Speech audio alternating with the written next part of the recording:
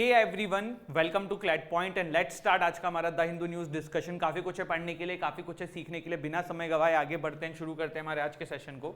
देखिए, CLAT UG 2024 के लिए एवेंजर बैच हमने स्टार्ट कर दिया है। बैच नंबर 8 जो है अभी रिसेंट लास्ट मंडे से स्टार्ट हुआ है। आप चाहें तो इनरोल कर सकते हैं। 21,999 का ये कोर्स है जिसमें आपको live classes, recorded classes, 7 books, 50+ mocks, online offline everything you needed to ace this exam सब कुछ मिलने वाला है। डिस्क्रिप्शन से ऐप डाउनलोड करो, डेमो क्लास देखो। और अगर आप क्लैट 2025 की तैयारी कर रहे हो देन 32,999 रुपीज़ का ये हमारा विजेता बैच भी आपके लिए अवेलेबल है। If you are preparing for NLSAT 2024-2025 don't forget to check our application. वहाँ पे इसके लिए भी कोर्सेज है। Only 21,999, paper A, paper B, mock test, everything you needed, books, सब कुछ आपको यहाँ मिलने वाला है। ठीक है, देखो सबसे पहली जो न्यूज़ है वो है कि wrestler suspend protest on minister assurance.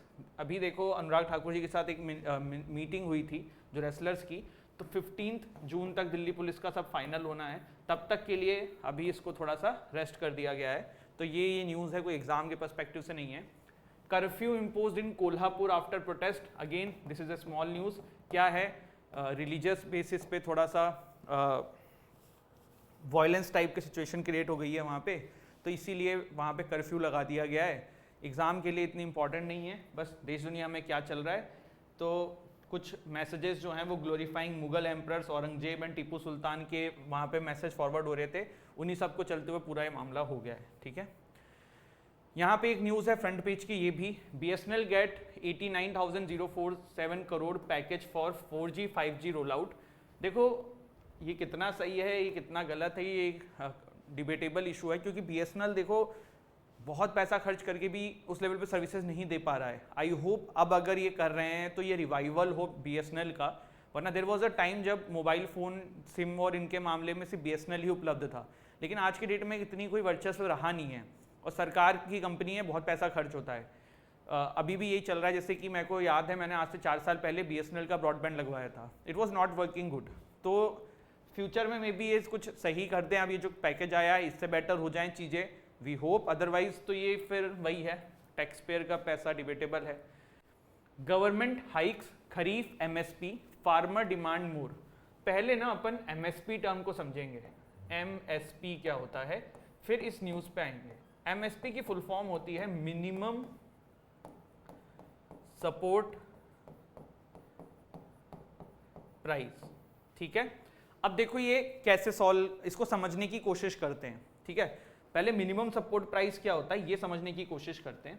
एक स्टूडेंट है, इसका नाम है फराज, एक स्टूडेंट है उसका नाम है तिशा, एक स्टूडेंट है जिसका नाम है नंदनी, और एक स्टूडेंट है जिसका नाम है सक्षम। ठीक है, अब ये चारों लोग जो है ना, ये स्टूडेंट नहीं है। लेट्स सपोज दे आर क्या, फार्मर्स। क्या है ये लोग, फार्मर्स हैं, किसान हैं, खेती करना चाहते हैं। अब इन चारों के लिए इस बात को समझने की कोशिश करते हैं कि फराज एंड तिशा जो है ना, ये डिसाइड करते हैं कि वी विल ग्रो, क्या हम लोग जो हैं टोमेटो की खेती करेंगे, और नंदनी एंड सक्षम जो है डिसाइड करते हैं वी विल ग्रो, ये टोमेटो है तो ये ओनियन। ठीक है, अनियन की खेती करेंगे। अब समझना इस बात को। ठीक है, फराज एंड तिशा ने जब डिसाइड किया कि टोमेटो की खेती करेंगे, उस समय मार्केट में टोमेटो की खेती मतलब टोमेटो जो है उसके भाव 50 रुपए पर केजी थे। ठीक है, तो इनको लगा कि यार 50 रुपए केजी के हिसाब से तो बहुत प्रॉफिट है, चलो टमाटर उगाते हैं। हाइपोथेटिकल एग्जांपल है, समझना। नंदनी एंड सक्षम ओनियन उगाते हैं, इनको ये लगता है कि इस समय मार्केट की रेट जो है वो 40 रुपए पर केजी है, तो हम ओनियन उगाते हैं, इसमें भी प्रॉफिट है। ठीक है, अब ये बात मान लो 2023 की है। ठीक है, एक एग्जाम्पल ले रहे हैं, जब जिस दिन इन्होंने डिसाइड किया 2024 में इनकी फसल तैयार होती है। अब 2024 के अंदर पता पड़ता है कि टोमेटो की जो भाव है ना वो 20 रुपए पे आ गई है और अनियन की 10 रुपए पे आ गई है। समझ रहे हो? अब भाई इन्होंने इतना सारा इन्वेस्टमेंट कर दिया, इतनी सारी खेती में पैसा लगा दिया, और अब इनका तो बर्बादी हो गई। क्यों? आप ये सोचो कि अगर इन्होंने 100 kg भी फसल उगाई, हाइपोथेटिकल चल रहा है सब, 100 kg भी फसल उगाई, 20 रुपए के हिसाब से कितना हुआ? मेरे हिसाब से 20,000 रुपए बने, अगर मेरी मैथ्स ऐसे कमजोर है, बट मैथ्स यही कहती है। और ये 10 रुपए किलो के हिसाब से कितने हो गए? 10,000। भाई किसान क्या कमाएगा, क्या खाएगा? ऐसी सिचुएशन ना हो किसानों के साथ, सरकार जो है कुछ फसलों के लिए मिनिमम सपोर्ट प्राइस घोषित करती है। What is minimum support price? इसको ऐसे समझते हैं, ठीक है। सरकार, ये लोग इंडिया में थे तो यहां पे इनके पास मिनिमम सपोर्ट का एक उपचार था जिसका ये लोग यूज करना चाह रहे थे। तो सरकार ने मिनिमम सपोर्ट प्राइस की घोषणा करी। किसकी करी? Minimum support price. सरकार ने ये बोला कि भाई तुम टमाटर उगा रहे हो, उगाओ, तुम अनियन उगा रहे हो, उगाओ। अगर टमाटर की कीमत 2024 में 70 रुपए केजी होगी, तुम 70 रुपए में बेचना। तुम 80 रुपए होगी ओनियन की, तुम 80 पे बेचना। बट अगर पैसे इसके बहुत कम हो जाते हैं तो आपका नुकसान ना हो, इसीलिए हम आपको टमाटर के लिए 40 रुपए पर केजी देंगे ही देंगे और अनियन के लिए 30 रुपए पर केजी देंगे ही देंगे। बात समझ पाए? जैसे कि इस एग्जाम्पल पे ले लो कि टमाटर की कीमत 20 रुपए पे आ गई थी, भाई बंदा बर्बाद हो जाता, तो सरकार ने कहा कि तुम्हें मार्केट में ना बेचो, तुम हमें दो, हम तुम्हें 40 रुपए पर केजी देंगे। और सेम गोज इन अनियन में, इनको भी इतने देंगे। तो ये है ना एक काइंड ऑफ अश्योरेंस है किसानों को कि उनकी अगर फसल का दाम कम भी होगा तब भी उनको कुछ प्रॉफिट होगा। उतना प्रॉफिट में भी ना हो जितना वो सोच रहे थे, लेकिन तब भी कुछ होगा। मतलब किसानों की फसलों को काइंड ऑफ एक इंश्योरेंस सरकार के द्वारा दे दी जाती है, जिसको बोला जाता है क्या? Minimum support price. I think ये कॉन्सेप्ट आपको समझ में आ गया होगा।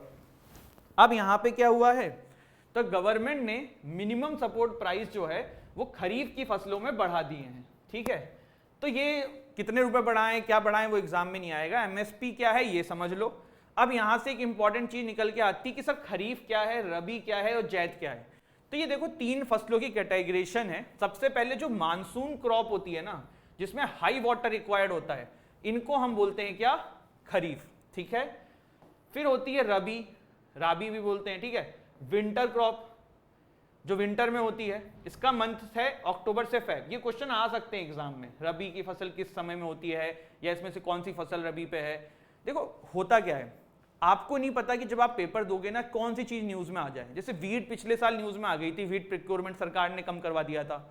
वैसे ही आपको नहीं पता कि क्या न्यूज में आ जाए, तो इनमें से कुछ भी क्वेश्चन बन सकता है कि भाई इनमें से कौन सी रबी की फसल है, या रबी खरीफ को लेके कोई बवाल हो जाए अगले साल के एंड तक।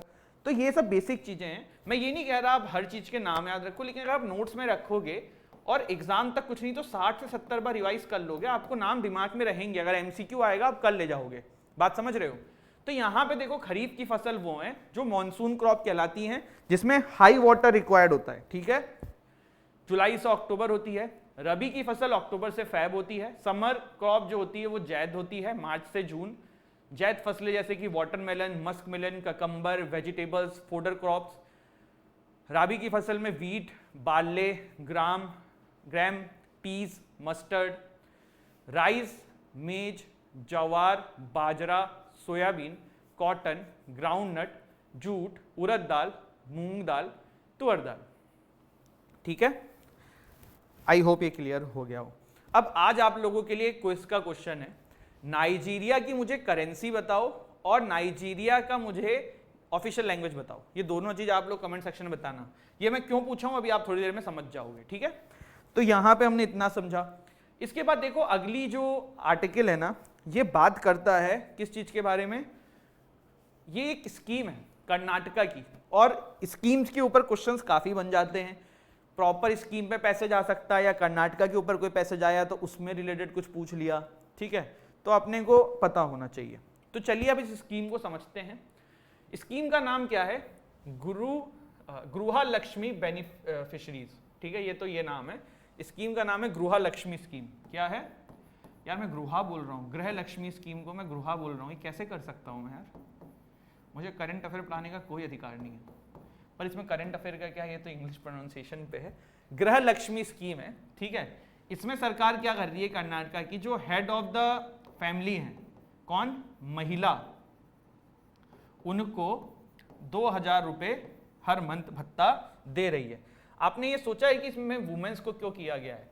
देखो ये बात तो फैक्ट है कि गांवों में, विलेजेस में होता ये है ना कि मैन जो होते हैं, जो मतलब जिनकी बुरी आदतें होती हैं, ड्रिंक एंड ऑल या इस तरीके की चीज़ें, तो अगर इनको पैसा आता है ना तो घर तक पहुंच नहीं पाता था, दारू शराब जुआ इन सब में लुटा दिया। तो सरकार ने यहाँ पे इस स्कीम के अंदर सोचा कि वुमेन को देंगे तो पैसा डायरेक्टली घर चलाने वाले के पास जाएगा। तो इसमें हेड ऑफ द जो फैमिली है महिला, उनको जो है 2000 रुपये महीना का भत्ता मिलेगा सरकार के द्वारा। तो वो यहाँ पे ये स्कीम है एंड आई होप आपको ये समझ में आ गया हो। ठीक है, कोई दिक्कत है इसमें? गृह लक्ष्मी स्कीम है, कर्नाटका की स्कीम है, 2000 रुपये का भत्ता मिलेगा, हेड ऑफ द फैमिली जो वुमेन होंगी उनको मिलेगा। ठीक है, क्लियर हुआ? चलो बढ़ते हैं आगे। Tamil Nadu temple sealed following dispute over entry of Dalit. देखो आज हम इतना आगे बढ़ चुके हैं, सब चीजें हैं, लेकिन ये चीजें ना सॉर्ट होने का नाम नहीं ले रही हैं। डिस्क्रिमिनेशन अगेंस्ट लो, मतलब जो अनटचेबिलिटी की प्रक्रिया है, या वुमेन का आप देख रहे हो सबरीमाला में, इवन आज की भी डेट में ना बहुत सारे घरों में ये एक फैक्ट है, और आप में से जो बच्चियाँ होंगी हमारी जो सेशन को देखी होंगी वो दे कैन रिलेट कि देयर वाज अ टाइम, या फिर आज भी बहुत जगहों पे ये हो रहा है कि व्हेन महिलाएं जो होती हैं वो अपने पीरियड्स के दौरान रहती हैं तो उनको फिर पूजा नहीं करने दिया जाता है, किचन में नहीं जाने दिया जाता है। इवन ये आज भी हो रहा है और ये फैक्ट है कि ये चीज़ें चल रही हैं। तो ये तो वुमेन के लिए हुआ। यहाँ पे आप देखिए कि द्रविडियन कम्युनिटी है, उनको ना द्रविड़दास कम्युनिटी है, जो भी इसका प्रोनाउंसिएशन है, इनको ना एक टेम्पल में नहीं जाने दिया जा रहा था, इसलिए इस टेम्पल को सीज कर दिया गया है। बट ये ऐसा पहला नहीं है, ये पिछले साल भी न्यूज़ में थी ऐसी चीज़ें, और बहुत सारे छोटे छोटे टेम्पल्स भी ऐसे करते हैं जिसके बारे में हमें न्यूज़ में नहीं पता पड़ रहा है। तो इसके बारे में गवर्नमेंट भी क्या कर सकती है, इन द एंड सोसाइटी को चेंज होने की ज़रूरत है। अब मुझे ना इसमें आप लोग एक कमेंट सेक्शन में आंसर करें कि भाई कौन कौन से फंडामेंटल राइट लोगों के छीनते हैं या हार्म होते हैं अगर उनको किसी टेम्पल में नहीं घुसने दिया जाता है। कोई भी 2 या 3 मुझे लिख के बताओ आर्टिकल्स के साथ कि भाई ये आर्टिकल ये फंडामेंटल राइट है सर, ये वाला होता है, ये होता है। अगर आपने सबरीमाला वाला सुना है ना तो उसी के सारे यहाँ भी लग जाएंगे। ठीक है, स्मार्ट तरीका है, मैंने आपको ही बता दिया है कैसे करना है, अब आपको खुद सोचना है, खुद बताना है। Sedition illogical equation of government with state, ये देखो आर्टिकल हमने डिटेल में डिस्कस किया हुआ है। सेडिशन आप लोगों को सर्च करना है तो कर लेना, लिखना है the Hindu CLAT point sedition, जिस भी दिन हुआ होगा आ जाएगा। लेकिन अभी इसमें कुछ नई चीज हुई है तो वो देख लेते हैं। देखो 279th रिपोर्ट लॉ कमीशन की आई है और काफ़ी जो है ना इसने बवाल मचा दिया है। एक्चुअली 279th लॉ कमीशन की रिकमेंडेशन में ये आया कि सेडिशन को जो है ना हरी झंडी दो, मतलब ये रहनी चाहिए। अभी देखो सेडिशन के अंदर जो सजा का प्रावधान था ना, मैं बताता हूं आपको, अभी मिनिमम 3 इयर्स का था plus fine and all.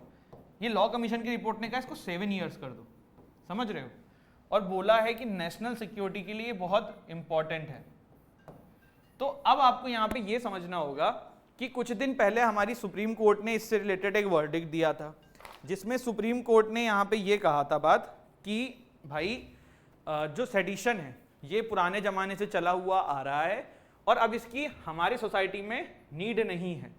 Section 124A case का नाम क्या था, मैंने एक दिन आपसे पूछा भी था, बहुत सारे बच्चों ने बताया था, जिन्होंने नहीं बता पाया उनके लिए SG स्पेलिंग देख लो, वोम्बेटकरे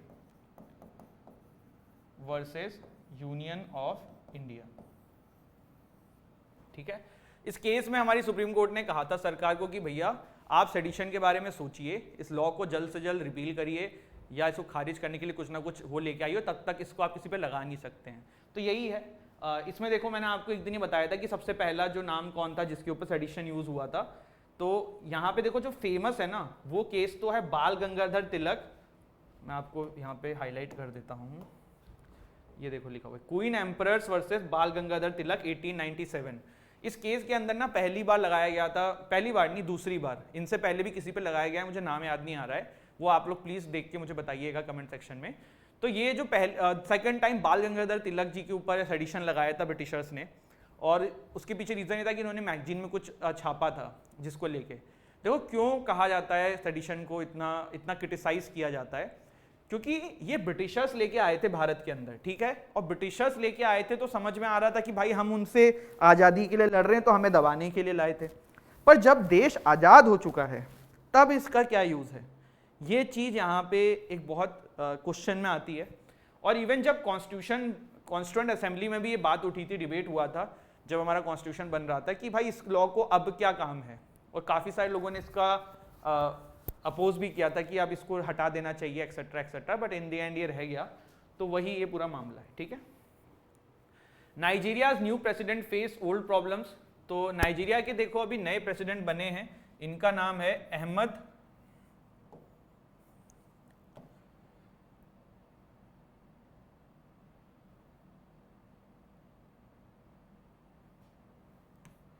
बोला अहमद तिम्बू, ठीक है। ये क्या बने हैं, ये नाइजीरिया के अभी 16th एग्जीक्यूटिव प्रेसिडेंट बने हैं। कौन से बने हैं, 16th, ठीक है। और इसमें और भी कुछ काम का है क्या, इसीलिए मैंने आपसे नाइजीरिया की करेंसी और वो पूछा था लैंग्वेज, और तो कुछ काम करनी। यहाँ पे देखो फिर लिखा हुआ है कि इंडिया का क्या रिलेशन है। तो देखो इंडिया ने नाइजीरिया में काफ़ी सारे इन्वेस्टमेंट किया हुआ है, हमारे यहाँ के काफ़ी सारे लोग वहाँ पे वर्क करते हैं, और कितना किया हुआ है क्या किया हुआ है ये आपके काम का नहीं है। तो इंडिया ऑफ कोर्स चाहेगा कि वहाँ पे जो डेमोक्रेसी है वो मेंटेन रहे। स्टेबिलिटी नाइजीरिया में रहती नहीं है, पहले और भी अफ्रीकन कंट्रीज में नहीं रहती है, बट अभी उस तरफ बढ़ रहा है, तो वी ऑल होप कि ये बना रहे, ठीक है। तो वही आर्टिकल था। How KFON aims to bridge the digital divide in Kerala. देखो भारत का ना पहला स्टेट बना था क्या, केरल। क्या नाम था इसका, केरल। क्या किया था केरल ने, केरल ने ये बोला था नवंबर 7 2019 को लेफ्ट डेमोक्रेटिक फ्रंट जो है केरला की सरकार, उन्होंने अनाउंस किया था कि right to internet would be the basic right in the state and becoming the first state in the country to do so. और इसी के लिए केरल सरकार जो है वो Kerala fibre optic network project लाने की सोच रही है, जिससे कि पूरे राज्य के अंदर लोगों को इंटरनेट उपलब्ध कराया जा सके, ठीक है, फ्री ऑफ कॉस्ट। तो ये पूरा आर्टिकल है, इसमें कुछ हमारे काम का इतना कुछ खास है नहीं। आपको KFON कहाँ पे हुआ या फिर पहली बार कौन सा स्टेट बना जो इंटरनेट की सुविधा लेके आना चाहता है पूरे स्टेट के लिए, ये चीज़ें आप समझ सकते हो, वो समझ में आने वाली बात है। बाकी तो इसमें कुछ और ऐसा नहीं है। देखो केरला हाईकोर्ट ना पहली ऐसी हाईकोर्ट भी बनी थी जिसने ये बोला था कि right to internet is a fundamental right. अब आज आप लोगों का ये होमवर्क है कि कमेंट सेक्शन में होमवर्क है ये, इसको सर्च करिएगा कि उस केस का क्या नाम था जिसमें केरला हाईकोर्ट ने ये बोला था कि right to internet is a fundamental right, ठीक है। केरला हाईकोर्ट ही पहला ऐसा हाईकोर्ट था। तो ये वाली चीज है। इसके बाद एक छोटी सी न्यूज है, Kuwait votes in opposition led parliament elect one women. तो इसमें काम की चीज ये है कि वो वन वुमेन कौन है जो कुवैत के अंदर हैं, तो जनन बुशैरी, ठीक है, she is the sole female member in Kuwait parliament. NATO to put up biggest air deployment exercise, ठीक है। तो जर्मनी के अंदर अभी बिगेस्ट एयर एक्सरसाइज होने वाली है नेटो के द्वारा। इसका नाम क्या रखने वाले हैं, यहीं कहीं लिखा हुआ है, हाँ, एयर डिफेंडर 23। कहाँ हो रही है, जर्मनी में हो रही है। सारी नेटो की कंट्रीज इसमें पार्टिसिपेट करेंगी, US एंड एवरीवन। बहुत सारे इसमें जो हैं हवाई जहाज उड़ाने के प्लान कर रहे हैं ये लोग, ठीक है। फिर है Pakistan economy to grow by 2%, ऐसा वर्ल्ड बैंक ने बोला है। वर्ल्ड बैंक के थोड़ा सा बारे में जान लेते हैं। डेविड मालपास, अजय बंगा इसके प्रेसिडेंट हैं। हेडक्वार्टर वाशिंगटन DC में है। 1944 में ये फाउंड हुआ था। दैट्स इट, इससे ज़्यादा हमारे काम का नहीं है। इसके बाद देखो वर्ल्ड टेस्ट चैंपियनशिप अभी चल रही है। जैसे वर्ल्ड कप होता है ना क्रिकेट में, वैसे टेस्ट मैचेस का एक वर्ल्ड कप टाइप का क्रिएट किया है लास्ट ईयर से, जिसका नाम है world test championship. Last year India ने, if I am not wrong, New Zealand के साथ खेला था और इंडिया हार गई थी, न्यूजीलैंड जीता था। इस बार इंडिया ऑस्ट्रेलिया से खेल रहा है। पहला दिन कल हो चुका है, प्रोबेबली ऑस्ट्रेलिया इस बार जीत सकती है, ड्रॉ हो जाएगा मैच, ठीक है। पहले खिलाड़ी ट्रेविस हेड बनते हैं जिन्होंने वर्ल्ड टेस्ट चैंपियनशिप में शतक मारा था। ऑस्ट्रेलिया के एक खिलाड़ी हैं। तो यही था बेटा आज का हमारा session, and I hope you all have like this video. अगर आपके लिए यूज़फुल रही हो तो please do like the video, share the video, subscribe this channel. हंसते रहो, मुस्कुराते रहो, पढ़ाई करते रहो और ऐसे ही आगे बढ़ते रहो। थोड़ा सा एक चीज़ आप लोगों को मैं बोलूँगा कि consistency is the key to crack the CLAT. तो कंसिस्टेंट रहो, वो बहुत ज़रूरी है, ठीक है। मन लगे ना लगे, जो चीज़ डिसाइड करिए वो करो, ज़बरदस्ती करो पर करो, वो बहुत ज़रूरी है। ठीक है, थैंक यू सो मच, जय हिंद, जय भारत।